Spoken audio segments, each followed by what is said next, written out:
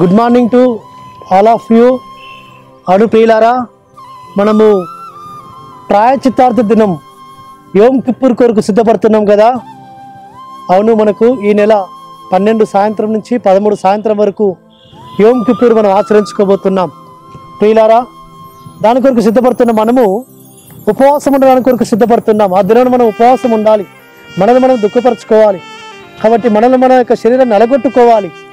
దాని కొరకు పరమ తండ్రి ఏమని తెలియజేస్తూ వస్తున్నాడంటే, యెషయా గ్రంథం 50వ అధ్యాయం చదివితే అందులో పరమ తండ్రి ఏ విధంగా మనల్ని ఉపవాసం ఉండమంటున్నాడో తెలియజేసి వస్తుంటున్నాడు.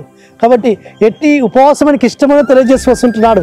అయితే ఇందులోనే మనం అనుదిన కృపలో లేఖన భాగం చూసుకుంటే యెషయా గ్రంథం 58వ అధ్యాయం 11వ వచనంలో యెహోవా నిన్ను నిత్యము నడిపించును. యెహోవా నిన్ను నిత్యము నడిపించాలి అంటే నువ్వు ఆయనకి ఇష్టకరమైన ఉపవాసం, ఆయనకి ఇష్టకరమైన మహిమకరమైన జీవితమును జీవించాలని ఆయన ఆశపడుతున్నాడు. ఎలాంటి జీవితము జీవించాలి?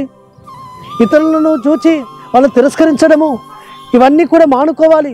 వేలు పెట్టి చూపడము, అవును చెడ్డదాన్ని బట్టి మాట్లాడుకోవడము, చెడ్డదాన్ని చూడడం, ఇవన్నీ కూడా నీ జీవితం నుంచి నువ్వు తొలగించుకొని నువ్వు విడిచిపెట్టి ఆయనకి ఇష్టకరమైన, ఆయనకి మహిమకరమైన, ఆయన సంతోషపడే విధానంలో నువ్వు జీవితము జీవిస్తే ఆ పరమ తండ్రి నిన్ను నిత్యము నడిపిస్తాడు.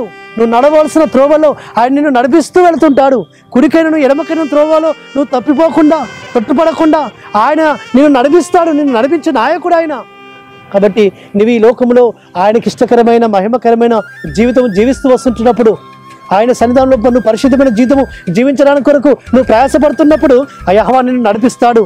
అట్టి విధంగా ఆ పరిశుద్ధత్వ సన్నిధానంలో, ఆయన ఆశపడిన విధానంలో, ఆయన కోరుకున్న విధానంలో నీ విశ్వాస జీవిత యాత్రను కొనసాగించు. ఆ పరమ తండ్రి నీ జీవితాన్ని ఆయన నడిపిస్తాడు. ఆయన నీకు తోడుగా ఉంటాడు.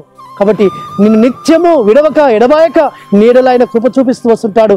నిన్ను ఆయన అద్దరికి చేరుస్తాడు సుమా. అట్టి విధంగా పరిశుద్ధాత్మ తండ్రి నీకు సహాయం చేసి నిన్ను బలపరచును గాక. ప్రార్థన చేసుకుందాం. పరలోకమందున మా తండ్రి సర్వోన్నతుడా, యెహోవా నిన్ను నిత్యము నడిపించునని సరిచిన వాగ్దానమును మా పక్షం నెరవేర్చమని ప్రార్థిస్తూ మానశకుడు విమోచకుడు నజరేయుడైన యేసు మసీహు అతి పరిశుద్ధమైన నామమున స్తుతించి ప్రార్థించి వేడుకుంటున్నాము తండ్రి. ఆమేన్. సర్వోన్నతుడు సర్వాధికారి అయిన యేసు మసీహు కృప నిరంతరం తోడుగా ఉండి మనల్ని నడిపించును గాక. ఆమేన్.